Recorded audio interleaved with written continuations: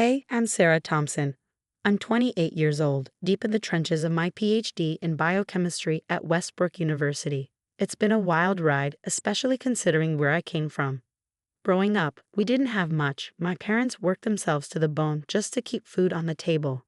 But despite all that, they never stopped pushing me to dream big. I'm the first in my family to go to college, let alone aim for a PhD. It hasn't been easy, but now I'm so close to the finish line, I can almost taste it. 3 years ago, I married Tom. He's a software engineer, smart as a whip and usually pretty supportive. We met back in college, bonding over late-night study sessions and cheap takeout. Things were great until his mom, Patricia, entered the picture. And let me tell you, Patricia is something else. Imagine the most overbearing, manipulative person you know, then multiply that by 10. That's her. From day one, it's been clear she has it out for me. Nothing I do is ever good enough for her precious son. Sarah, don't you think Tom deserves a home-cooked meal after a long day at work? She'd say, knowing full well I'd just spent 14 hours in the lab. Trying to balance my PhD work with family life has felt like walking a tightrope while juggling flaming torches. Tom tries to understand, but sometimes it feels like we're speaking entirely different languages. Then things hit a breaking point. My PhD defense is coming up, the big one. The moment I've been working toward for years, with sleepless nights, missed holidays, the whole deal. And out of nowhere, Patricia drops a bombshell. I'm throwing a surprise party for Tom's 30th birthday. She announces, all smiles. Guess when she plans to throw this party? Yep, the same day as my defense. I try to explain, Patricia, I can't miss my defense. It's crucial for my career. But she just waves her hand dismissively. Oh, Sarah, surely you can reschedule. Family comes first, you know. I looked at Tom for backup, but he just stands there, silent, his eyes bouncing between us like he's watching a tennis match. Tom, can you please explain to your mother how important this is? I ask, desperate for support. He clears his throat and says, well, maybe we can figure something out. Mom, is there any way we can move the party? Patricia's face hardens. Absolutely not. I've already invited everyone. Sarah, if you really cared about this family, you'd make it work. It felt like a punch to the gut. Torn between my dreams and my marriage, I watched as the two people who should have had my back turned away instead. As Patricia rattled on about party favors and guest lists, the walls seemed to close in. My hands shook, my vision blurred. This was the moment I realized I was truly alone in this fight. I retreated to the bedroom, slamming the door behind me. Sitting on the edge of the bed, I buried my face in my hands. How did I end up here? And more importantly, how was I going to get out of this mess? The week leading up to my defense was hell. I was drowning in stress, trying to perfect my presentation while fending off Patricia's endless demands. Every time my phone buzzed, my stomach dropped, another text from her with some new emergency for the party.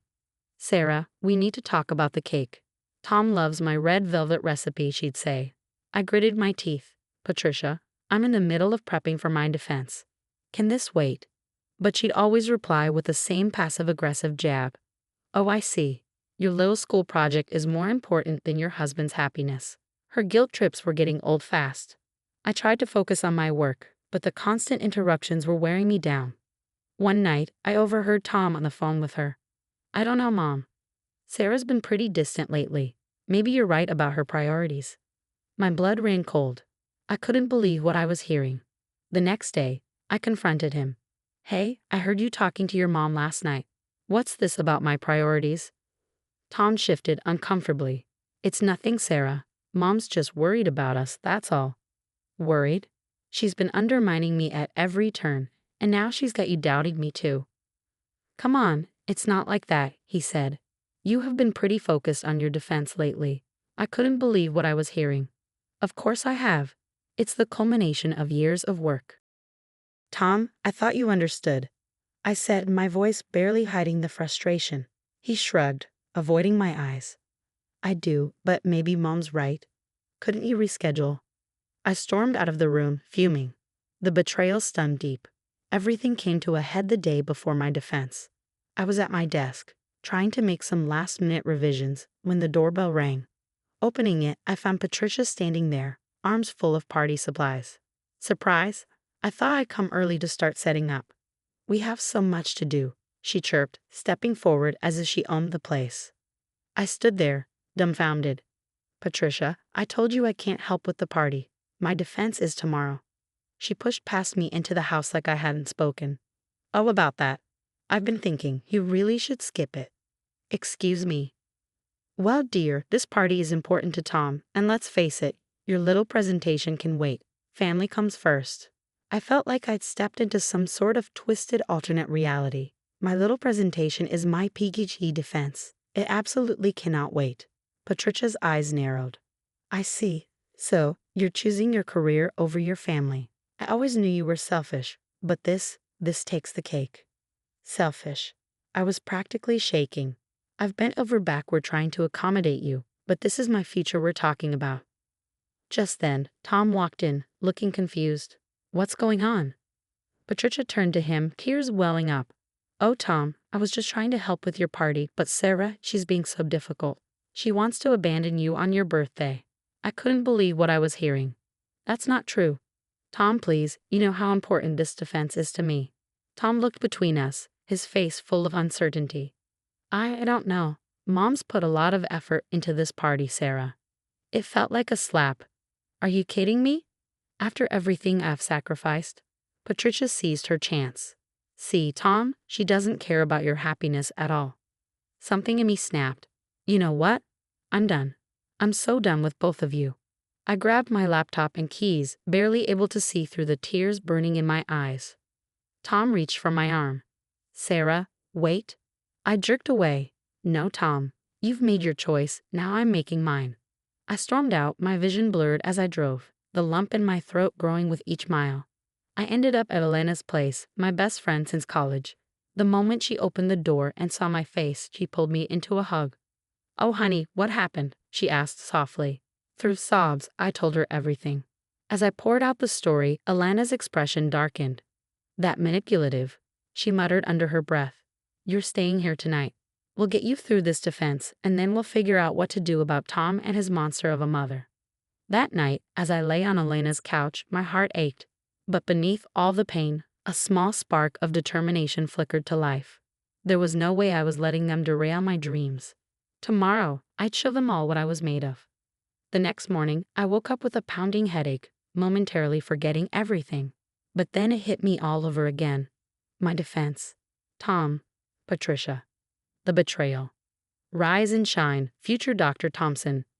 Elena chirped, way too cheerful for the early hour. I groaned, pulling a pillow over my face. I can't do this, Elle. Maybe I should just. Don't you dare finish that sentence, she cut me off. You've worked too hard to let those jerks win. Now get up, we've got a PhD to defend. Somehow, I made it to campus, my hands trembling as I set up for my presentation. The committee filed in, and suddenly it was showtime. Good morning, I began, my voice steadier than I felt. Today, I'll be presenting my research on novel approaches to targeted drug delivery in cancer treatment. As I dove into my work, something in me shifted. The fear and doubt melted away, replaced by the passion that had fueled me for years. I fielded questions confidently, even cracking a joke that made the notoriously stern Dr. Patel smile. When it was over, the room erupted into applause. Dr. Patel stood up, beaming. Congratulations, Dr. Thompson. Your work is truly groundbreaking. I floated out of the room on cloud 9, only to crash back to reality when I saw my phone. 15 missed calls from Tom. A barrage of texts from Patricia. I ignored them all. Elena and our friend Mike took me out for celebratory drinks. As we clinked glasses, I spilled everything. I can't believe Tom sided with his mom, Mike said, shaking his head. What are you going to do? I sighed, staring down at my drink. I don't know. I love him, but I don't know if I can keep living like this. I couldn't keep living like this. Elena squeezed my hand. Whatever you decide, we've got your back. The next few weeks passed in a blur. I started therapy, trying to untangle the mess of emotions I was buried under. Tom kept calling, alternating between apologies and accusations. I let every call go to voicemail. Then came the email that changed everything. A prestigious research institute offered me a postdoc position, my dream job. But there was a catch. It was across the country. I stared at my phone, Tom's number glowing on the screen.